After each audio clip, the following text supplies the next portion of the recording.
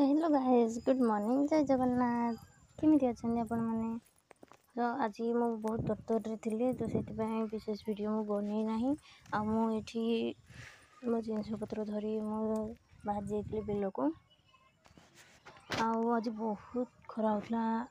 मु धान काटला बेले देख मो हाथ एकदम पूरा कटि जाइए। मु तरतरी के धान काटला बेले मो हाथ कटि जाइए।